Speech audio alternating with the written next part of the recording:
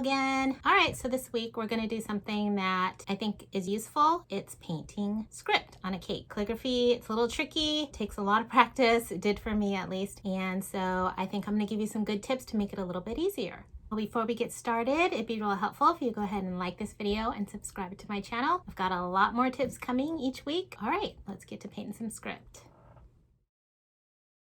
Okay, so there's a couple ways you can go about it. The first one is just freehanding. If I was gonna freehand, I would start off with some gel color diluted a lot with vodka so that the color is really light. So let's see.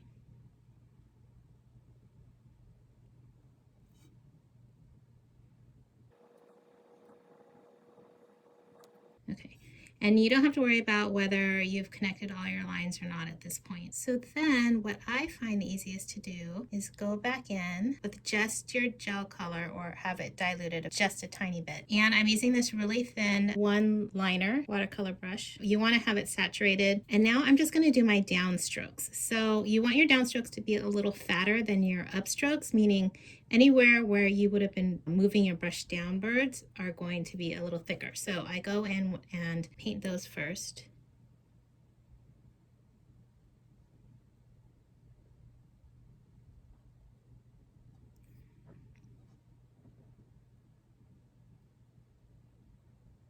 So you want to place your brush, push it down, and then when you get to the end of your stroke, you're going to be lifting it up.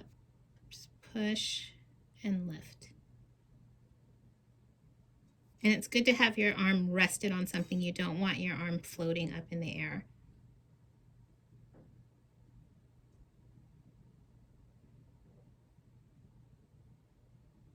And then I'm just wiping some color off my brush so that it's not so full of pigment. And then very lightly, I'm not pushing down as much this time. I'm going to go and do my thinner strokes.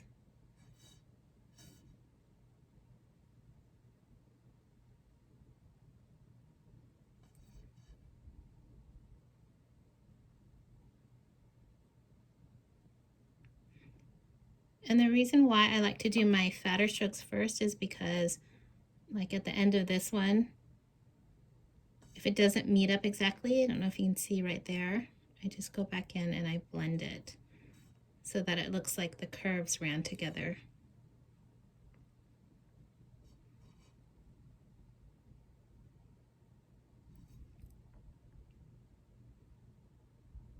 And while I'm doing the upstrokes, I don't have to re-dip as much in my palette because I don't want as much paint on my paintbrush.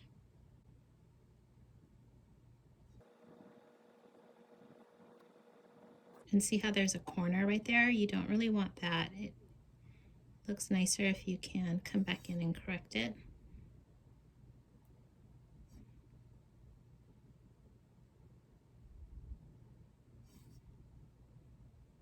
And you can go from thin to fatter in one stroke by, my pressure is really light, and then in the center I want it a little fatter. So I'm pushing down, and then I'm going to lift.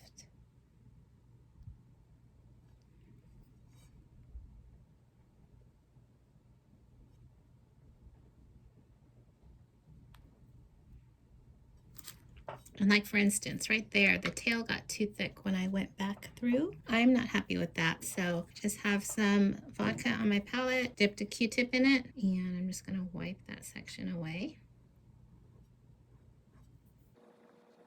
And dry off some of the vodka so when you go back in, it doesn't bleed. And then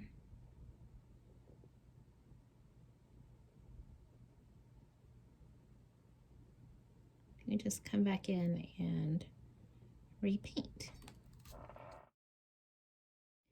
Okay, so if you are a little afraid to just go in free-handed, what you can do is print out some script that you like, and on the back side, retrace it with a soft graphite pencil. Graphite's not poisonous, it's not lead like some people think, so it's fine just for the transferring. And then you want to make sure your cake is nice and chilled so you don't dent the fondant when you are doing this. So then you want to place this onto the fondant, tape it down.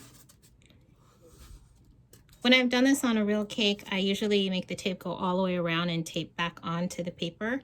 That way I'm not pressing too hard down on the tape onto the fondant, and also it just tends to stick better to the paper. And then what you want to do is you want to rub over the letters, and this is why you want your fondant nice and chilled. And the graphite does tend to transfer more easily when you're working with real cake as opposed to these dummy cakes.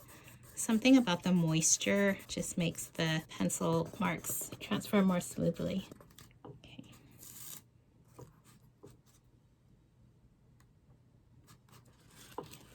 I don't know if it's picking up on the camera super well, but I can definitely see it and read it. Then once you have that done, it's the same idea. So anywhere there's a downstroke, that's where you want to go first. And you can always keep your font near you for reference.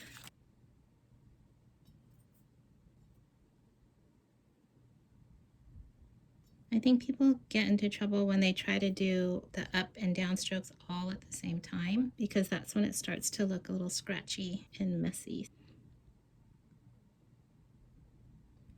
I go through all my downstrokes.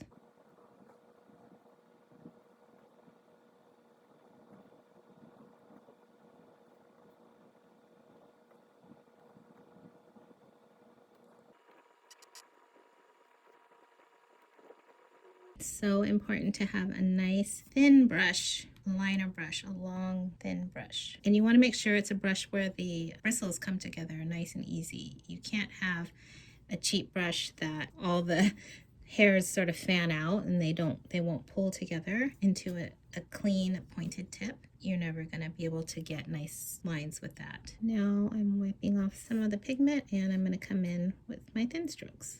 Just less pressure. My hand stabilized on the edge of the turntable. And it's also easier because you're doing short segments. So if I was like trying to do this and flow like this, I'd be painting long segments with my brush having to move in different directions, which will make it look messy. So this, I'm doing short segments, and I can decide whether I want to push my brush or pull my brush. Sometimes it just depends on what feels comfortable. So right now I'm finding it easier to pull my brush toward me.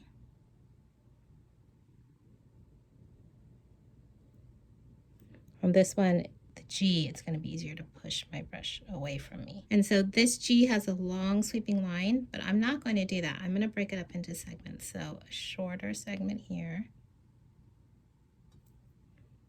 where I pulled toward me, and then this segment is going to be easier to push away.